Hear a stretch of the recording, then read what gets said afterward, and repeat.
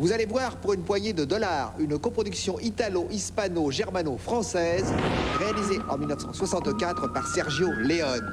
En ce temps-là, le western européen n'a pas encore trouvé son identité. Les Allemands tournent de grosses productions pour la jeunesse en Yougoslavie et les Espagnols amortissent les décors laissés par les producteurs hollywoodiens à Almeria.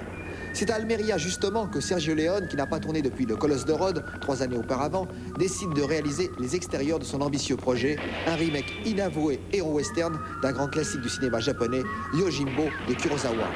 Les intérieurs furent tournés à Cinecittà, les scènes de la ville western à Colmenar, près de Madrid.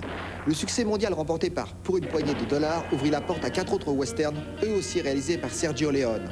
Pour quelques dollars de plus, Le Bon, la Brute et le Truand, Il était une fois dans l'Ouest, puis Il était une fois la Révolution. Indéniablement, Pour une poignée de dollars, coup de tonnerre dans le cinéma populaire donna à ce genre nouveau qu'on appelle le western de spaghetti ses lettres de noblesse et une identité propre autour de l'homme sans nom, incarné par Clint Eastwood, qui va servir de modèle à des dizaines d'anti-héros.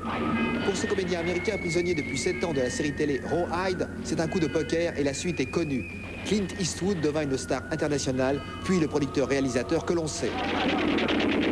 C'est également Pour une poignée de dollars qui rendit célèbre Gian Maria Volonté, qui après le rôle de Ramon sera sollicité pour un rôle similaire, celui de l'Indio, dans Pour quelques dollars de plus.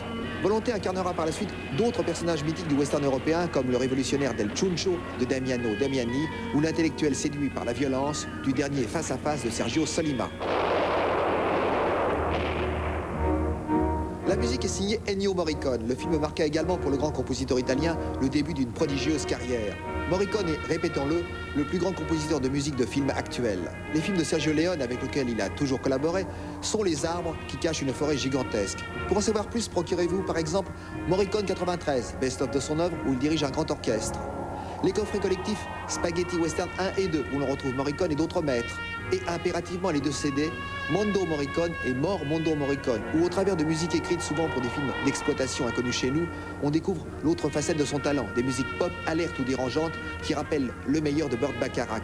Et procurez-vous définitivement un Ennio Morricone Western Quintet, 150 minutes de musique de Il était une fois la Révolution à Compañeros, un parfait condensé de son talent lyrique et novateur. Maintenant, regardez, avec son poncho usé, son chapeau d'ombre, ses yeux quasi fermés, son visage impassible, l'homme sans nom s'avance pour le pire.